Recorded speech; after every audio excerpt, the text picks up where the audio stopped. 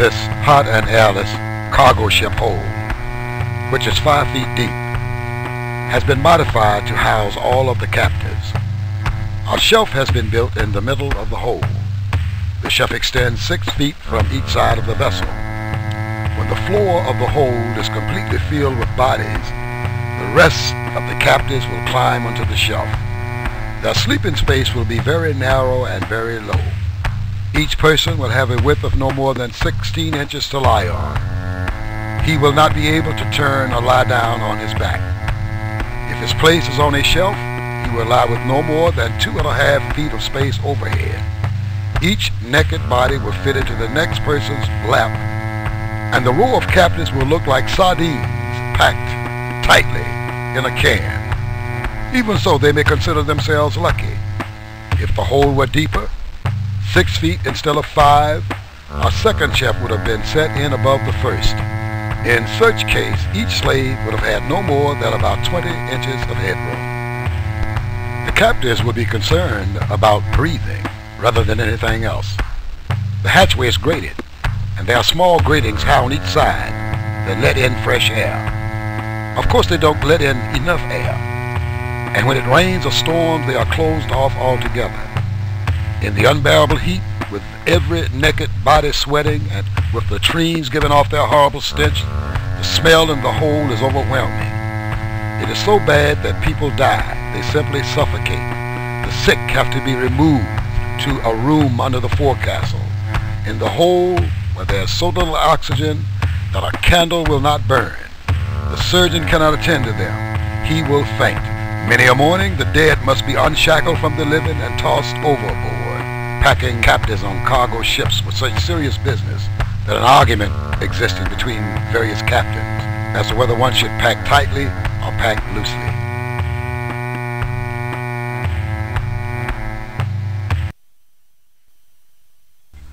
Dr. Falconbridge, a surgeon aboard one of these cargo ships, provides us with an eyewitness account of the suffering our ancestors went through in the horrific hold of a ship when rainy weather was the order of the day, when the vents and the portholes had to be closed to prevent water coming in and sinking the ship. Some wet and blowing weather, he says, having occasioned the portholes to be shut and the grating to be covered, fluxes and fevers among the Negroes ensued. While they were in this situation, I frequently went down among them, till at length their rooms became so extremely hot as to be only bearable for a very short time.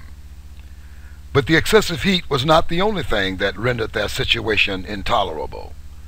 The deck, that is the floor, of their room was so covered with the blood and the mucus which had proceeded from them in consequence of the flux that it resembled a slaughterhouse. Numbers of the slaves, having fainted, were carried upon deck, where several of them died, and the rest, with great difficulty, were restored. It had nearly proved fatal to me also. The climate was too warm to admit the wearing of any clothing but a shirt, and that I had pulled off before I went down, notwithstanding which, by only continuing among them for about a quarter of an hour, I was so overcome with the heat, the stench, and the foul air that I nearly fainted, and it was only with assistance that I could get on deck. The consequence was that I soon after fell sick of the same disorder from which I did not recover for several months.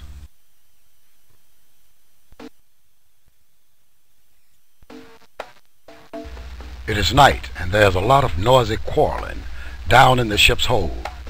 The captives usually quarrel about their difficulty in reaching the toilet buckets supplied for them, especially by men who are shackled together.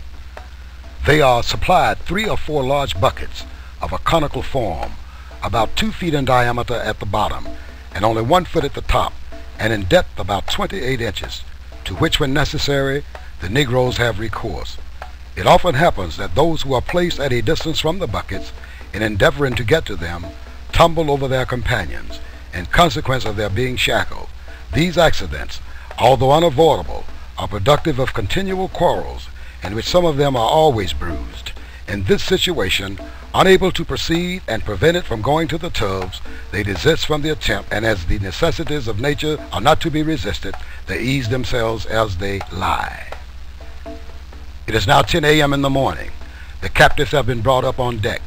It is time to eat. Sometimes they have rice, millet, cornmeal, or yam.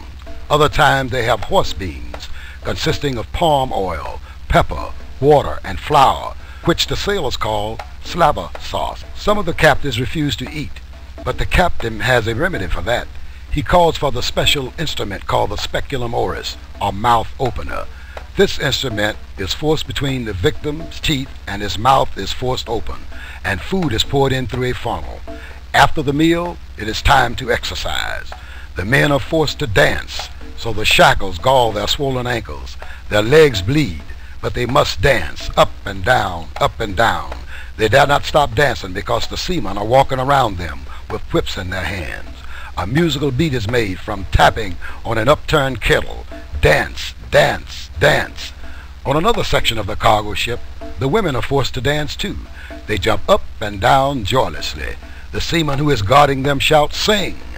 Falling down to the deck, they raise their pitiful, pain-filled voices.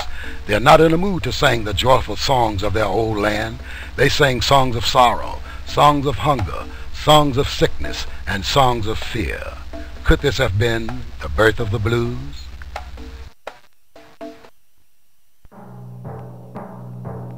Many of our ancestors were murdered for various reasons on those horrid cargo ships.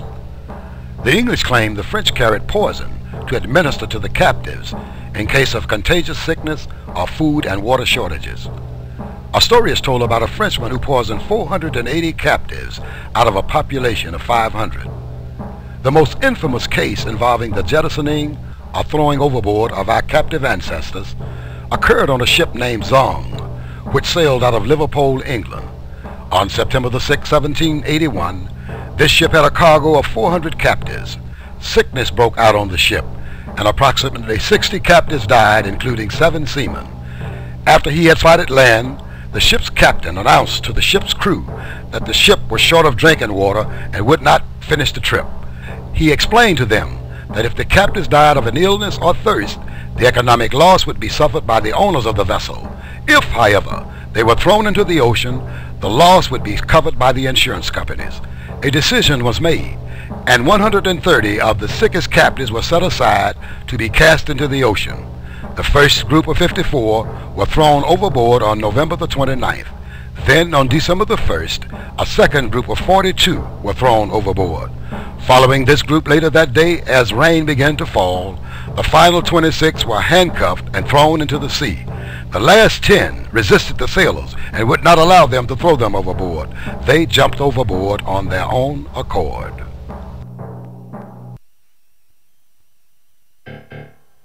When our slaves are aboard, we shackle them in 2 and 2, while we lie in port and in sight of their own country.